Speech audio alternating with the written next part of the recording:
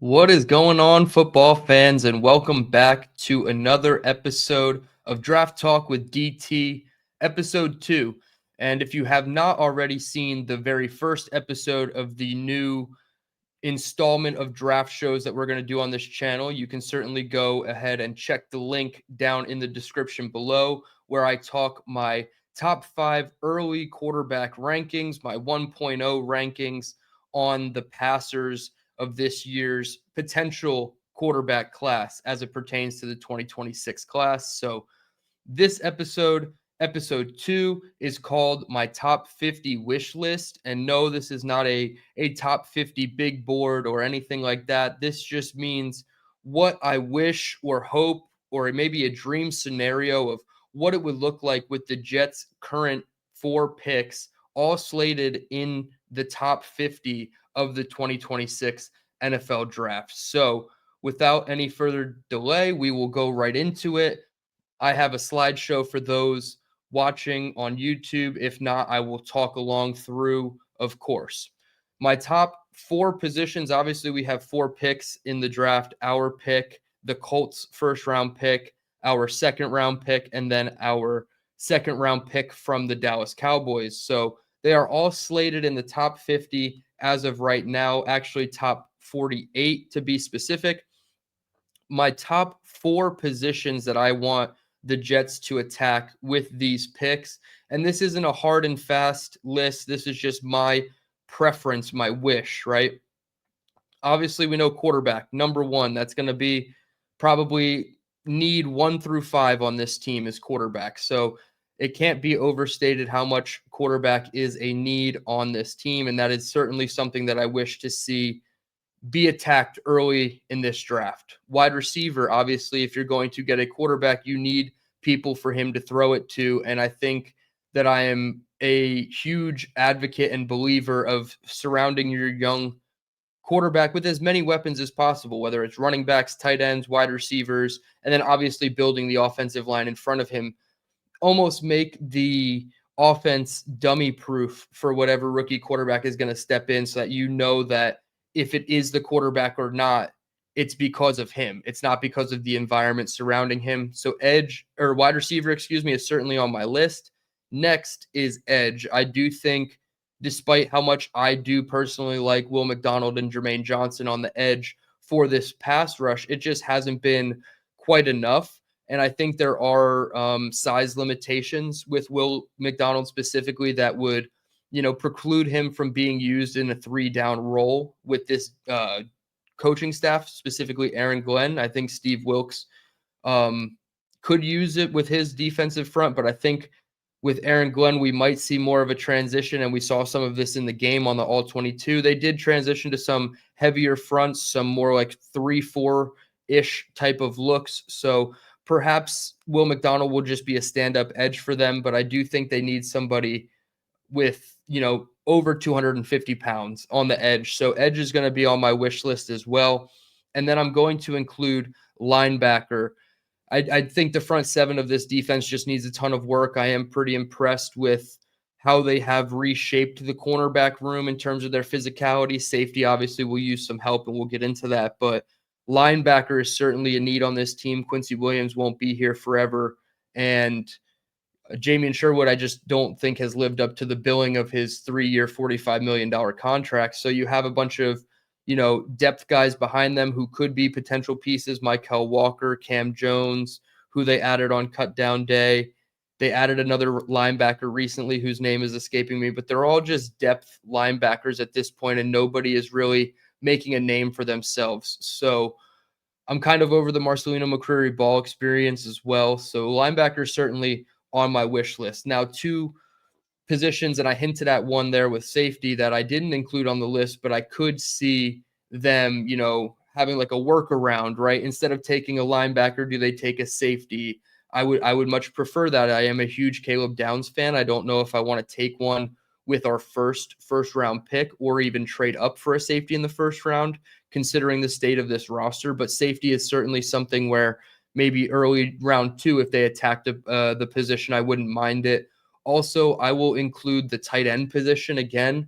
I know they took Mason Taylor with a top 45 pick last draft, but I do think that you are going to want a top line, tight end 2 or possibly even, a tight end 1 if you could imagine, drafting somebody better than Mason Taylor. Maybe they go for a high second round pick there at tight end instead of a wide receiver, or they go wide receiver, tight end. So definitely could see those mix of 6 positions, but I think these 4 on the screen, quarterback, wide receiver, edge, and linebacker, are the 4 that I certainly want to see the most attacked early and often by this Jets team. We'll break them down. We'll go position by position. I'll give some first round guys and then some second round guys along the way. Don't get, too caught up with the names. This is more of just throwing names into the ring of, okay, they could go in the first round or they could go in the second round. Obviously, none of this is perfect. I curated a lot of these names using some of the PFFs and the PFN big boards. So it's not like those are, gospel, right? We need to take that into consideration. So some of the names on this list you might not agree with, and I'm not advocating to say all these names are on my list to be drafted by the Jets, but I do think putting these names out there just gives a bit of a round 1, round 2 kind of, tag on them of where they could be drafted. So quarterbacks, I think this one is a little bit more easy to identify just because of the nature of the position and the importance of it. Fernando Mendoza is obviously number 1 on a lot of people's big boards. He was on mine, and I feel like for now he is. And I think the more I watch of Dante Moore, I think he's just slipping, up ahead of Fernando Mendoza just slightly, just as I get more exposure to Dante Moore. I like them both quite a bit. So Dante Moore, Fernando Mendoza, Ty Simpson, he's going to be on the first round list if he decides to declare. Obviously, again, this is not a show about who is or isn't declaring for the NFL draft. This is more just throwing names out there. So the second round, you would be looking at guys like Jaden Mayava from USC, John Mateer of Oklahoma, Lenora Sellers of South Carolina. All these guys I talk about in that first episode of Draft Talk with DT, linked down in the description below. So I am, a fan of the potential of a second round quarterback. Obviously, if it's like a Jaden Mayava in round 2, that'd be fantastic. I do somewhat like John Mateer as well in that early second round, although there is some big question marks with his game. Lenora Sellers, I do think ultimately goes back to school, but if he does declare his traits, would keep him, inside the top 50, in my opinion. Maybe his production hasn't shown it this year, specifically in South Carolina, but I think his traits alone will get him in the conversation. And then you obviously have the Cade Klubniks of the world, the Garrett Nussmeier, Drew Aller bucket as well that you could dip into. Darian Mensah from Duke, if he declares, you have him. Some people like Diego Pavia from Vanderbilt. And then there's obviously a handful of other names that could be in there. And quarterbacks are so volatile in the draft. They can, rise and fall at the drop of a hat. So these are just 6 names to watch out for, most of which I'd say 4 of these 6 names I would be okay with if the Jets decided to draft them in April. The next position, wide receiver. Again, I've already advocated on Twitter. If you follow me at DTereman on Twitter, I've certainly advocated for wide receiver with that first of the 2 first round picks. But I think if you come away with a wide receiver at either one of those slots, right now they're slotted at 7 and 23 from the Colts. So if you come away with a wide receiver in either of those picks, I would be, super, super impressed and happy for what the state of the offense could look like, considering A.D. Mitchell and John Mechie's slight emergence in this offense as a wide receiver 3 and 4. So round 1, and you'll notice a lot of similarities with this grouping of guys. I think to complement Garrett Wilson, they will look for a taller receiver, right? Somebody who can play on the perimeter and give you more flexibility with Garrett Wilson in the slot. The only outlier to that one is Mekhi Lemon, first on the list. He's 5'11", 195. Every other wide receiver on this screen here is 6'2" or taller. So I think there's going to be a bit of a theme with the wide receivers that the Jets are targeting. So I'm picking these names specifically. Obviously, there are more names at wide receiver that could be dipped into. Jordan Tyson from Arizona State. He's 6'2", 200 pounds, and then Carnell Tate, 6'3", 195 pounds. So again, taller receivers. And Carnell Tate is just playing out of his mind. There's not one Ohio State player at this point I would be upset with the Jets drafting, and either offense or defense with their top 48 picks. So those three would definitely be the top of round one. This round two bucket could easily be your back end of round one as well. Denzel Boston from Washington, 6'4", 209.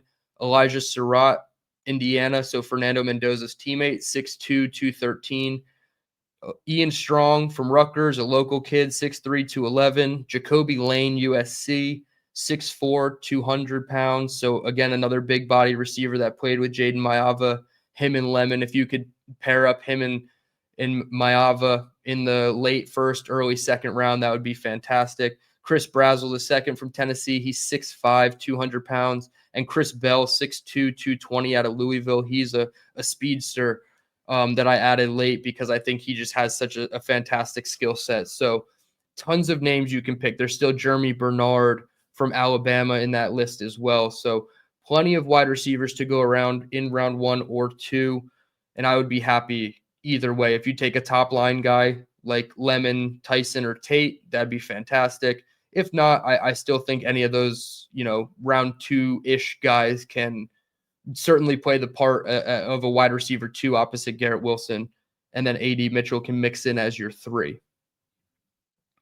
The next position is edge rusher.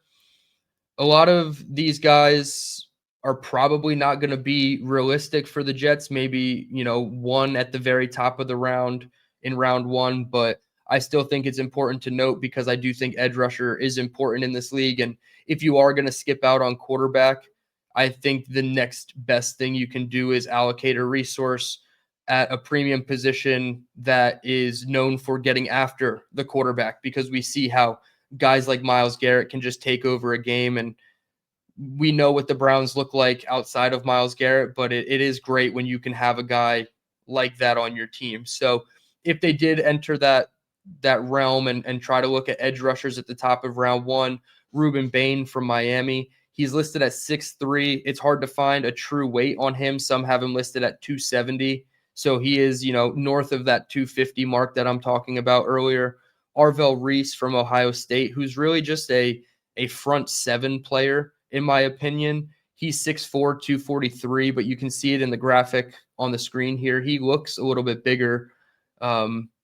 It's 243, I feel like, is manageable, especially the way he plays at Ohio State. And I think he can, add a couple pounds, sure, to get to that 250 plus range. But I think the usage of him as a front seven player, not just an edge player, puts him in this realm. And then Keldrick Falk from Auburn, he is 6'6", 285. So a massive edge player out of Auburn there. Another one in the early to mid first round could be Cassius Howell from Texas A&M. He's 6'2", 248. Doesn't really fit the mold, but again, he is a special talent out of Texas A&M.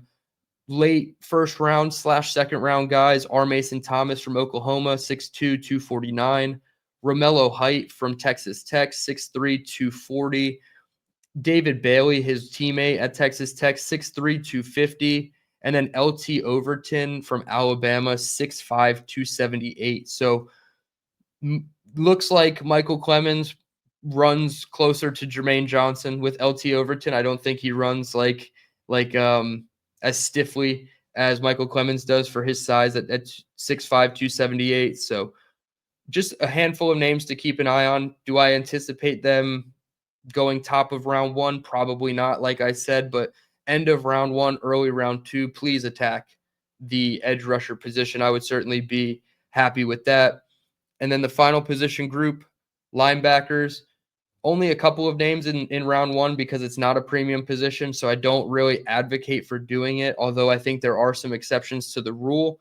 And we've seen, a staff that AG was part of in the Detroit Lions take Jack Campbell in the top 18, I believe, in that draft when they had Gibbs and Jack Campbell, two not premier positions with premier picks in the first round at 12 and I believe 16 that year. So there's definitely room for it to happen with that Colts pick. I don't think that there's one worth taking with the 7th pick right now. Obviously, Arvell Reese is a different discussion, but Sonny Styles out of Ohio State, 6'5", 243. He's just a man on a mission out there for the Buckeyes. And again, there's not one Buckeye player right now talked about in the top 50 that I wouldn't entertain with the Jets picks, because they have a plethora of needs and they can fill most of those needs. So Sonny Styles is certainly on the list.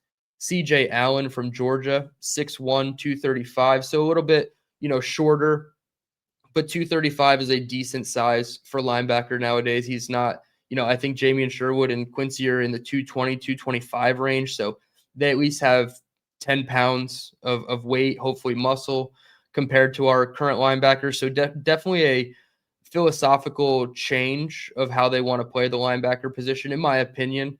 So I think they're going to get a little bit heavier. So Sonny Styles and CJ Allen in round 1.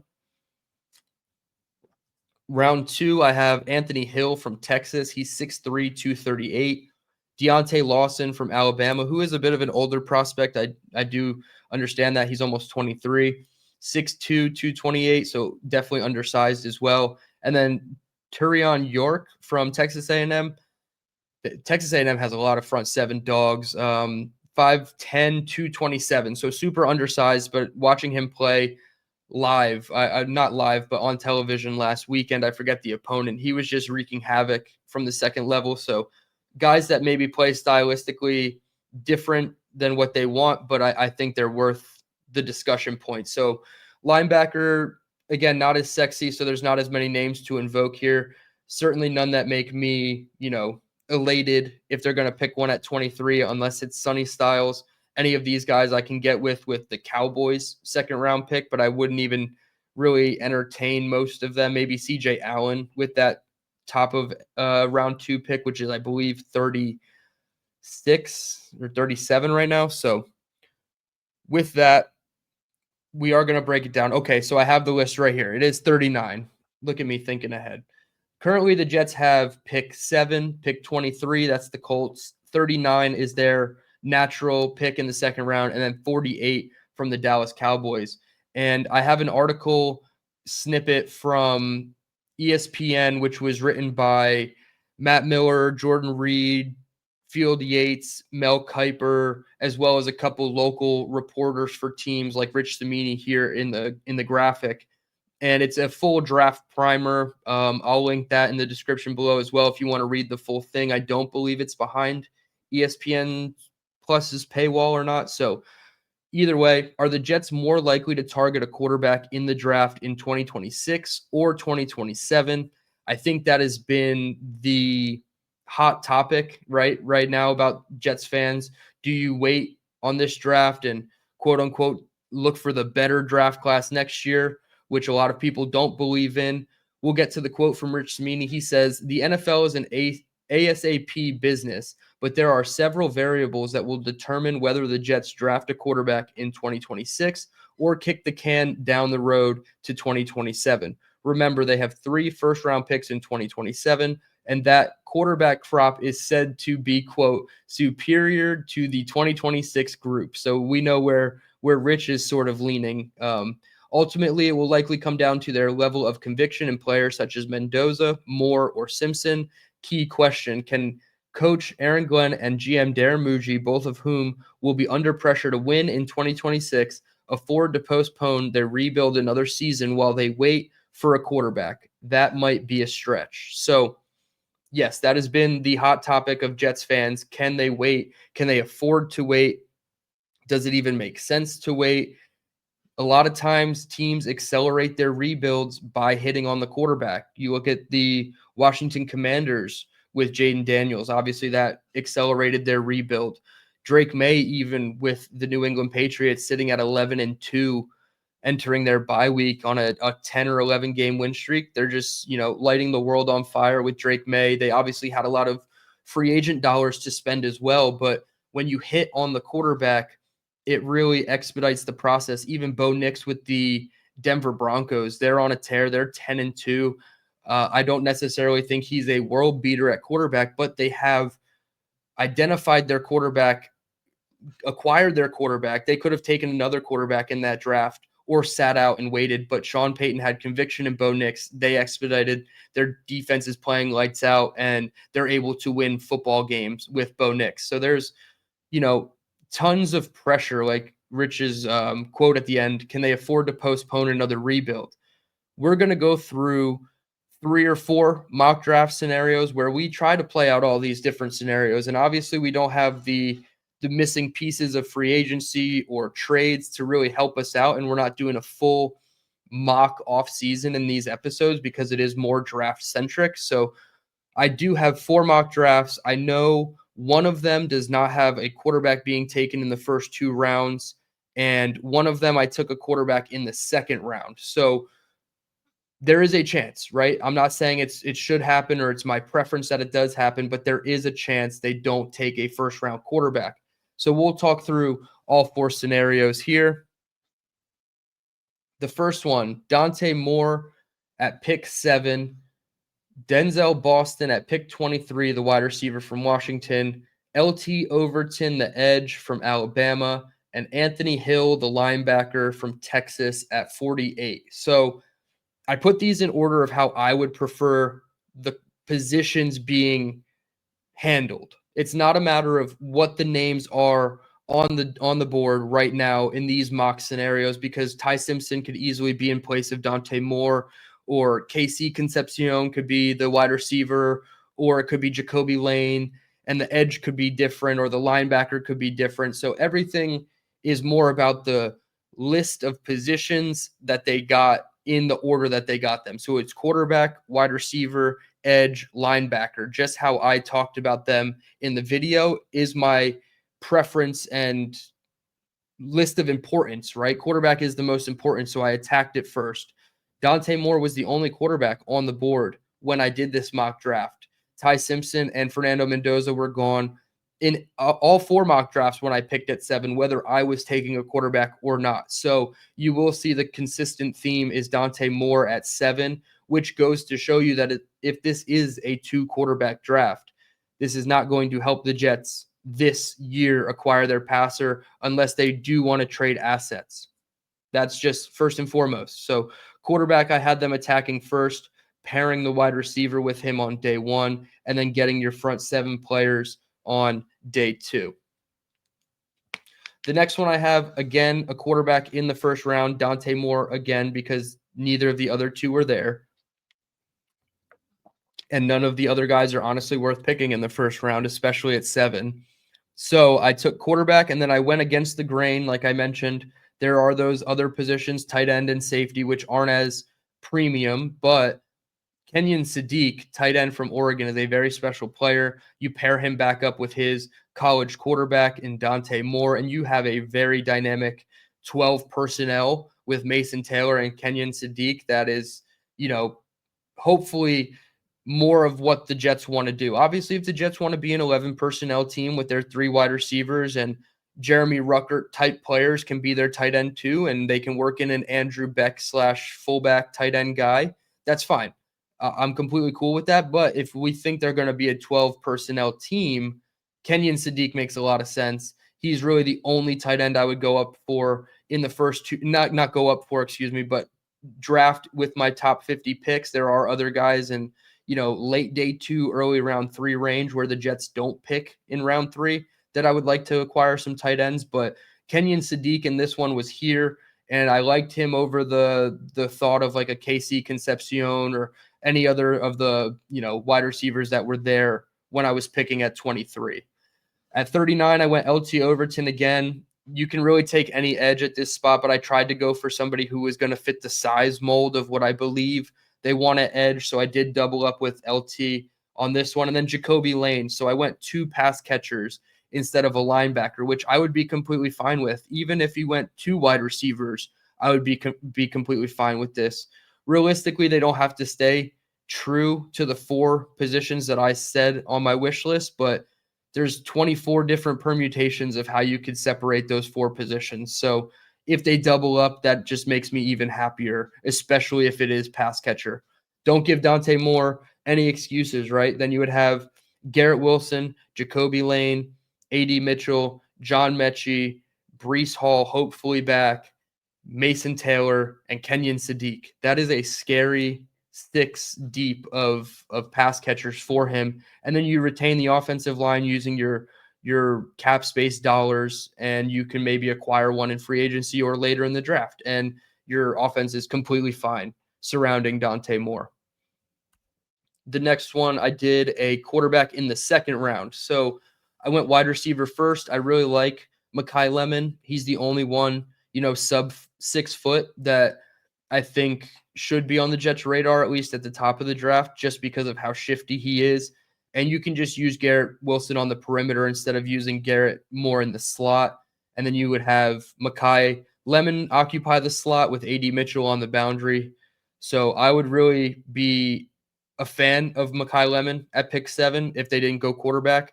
I went Romello Height at edge at 23. He is a little bit undersized, but I do think that going edge in the late first, it's just, again, it's more about the positions, not the names. I took Jaden Maiava early in the second round. Again, it could have been any of those guys that we talked about earlier. John Mateer, Lenora Sellers, Garrett Nussmeier were all still on the board. It is a massive reach. According to PFF, he's number 73 on their big board. I don't think he's the 73rd best player if he was to declare in this draft. And then I took Chris Brazzell, the 6'5" wide receiver out of Tennessee. So you're giving Jaden Maiava, Mekhi Lemon, Garrett Wilson, A.D. Mitchell, Chris Brazzell, John Mechie, Mason Taylor, Breece Hall. And you have a really good offense around Jaden Maiava, who, again, might not be a world beater, but he's certainly a very good quarterback. I think his improv skills are very good. He has a very good spiral. I like his release, his footwork. Not a ton of exposure on him, only 2 games watched so far in the process, but I do like what he could bring to the table as a second rounder. And then you obviously pair him with a guy he threw passes to all last year in Mekhi Lemon. So I did like this, how it worked out. The last one, and I know a lot of people will hate this one, so I put it last on purpose. This is the no QB route. This is if they acquire one via trade or free agency and they do whatever they need to do to not have to take one this year. Keldrick Falk, the edge rusher from Auburn, just massive 6'6", 285. I would love this. Obviously, if there's a quarterback on the board, I don't love it, but I'm just saying the prospect of having a 6'6", 285 guy like Falk on the edge, I think that would be huge. I took Kenyon Sadiq again just because I didn't think there was another wide receiver to take here that I could have waited to get in round 2. And it was a more against the grain with no quarterback, so I was forcing myself to not look at the quarterbacks because they were obviously a couple there at 23. CJ Allen, the linebacker from Georgia, he's a pretty special talent. He's probably most linebacker 2 on their big boards behind Sonny Styles, and whether they consider Arvell Reese a true linebacker or not, I'm not sure, but he'd be either linebacker 2 or 3 for most people. And then Jeremy Bernard from Alabama. Again, I know people aren't going to love this. I'm just showing you what they could do in terms of the positions if they decided not to go quarterback. So a lot of information there. I know I threw a lot of height and weight and a lot of, mock drafts and things at everybody, but it's really just playing out different scenarios, different options for this team. I don't want to pigeonhole myself into any specific, okay, they have to do this, because that's how you get let down, right? There's no way you can go into the season or the off season, and say, if they don't exactly do this, it's a waste or it's a failure of an off season. That is the worst way to think. And because everything is so unknown, what do the Jets prioritize in terms of thresholds with prospects? We don't know certain ones. What do they look for when they're talking to these players in meetings? Again, we don't know those differentiators that are going to determine what puts a guy in the first round or the second round for them. So I don't want to get into the echo chamber of it has to be quarterback with their first pick and it has to be offense with 3 of the first 4 picks. It has to be this or that. No, it doesn't have to be anything. And we need to start looking at different options and opportunity paths for this team to build out a roster. We all understand quarterback is paramount. It is first and foremost. the easiest way to turn around your team. It's the easiest way to find wins. It's the easiest way to save coaches their job. Honestly, I think Brian Daboll with the Giants got saved a couple of games this year after their 0-3 start because of how well Jackson Dart looked at first before the injury started piling up. So I think there really is something to be said about, can Aaron Glenn, identify how they're going to get the quarterback and then go get the quarterback. Don't just sit on your hands and wait till next year and waste the whole 2026 season. So there are ways to play this out. Quarterback in the first round, quarterback in the second round, no quarterback at all, and you acquire one around the league elsewhere. So that's going to do it for this episode of Draft Talk with DT. I appreciate everybody for tuning in. Check out the first episode if you have not. Like this video on the way out. Subscribe if you're new. We are close to 1,200 subscribers, on the road to 2,000. I appreciate everybody for tuning in, and we'll talk next time.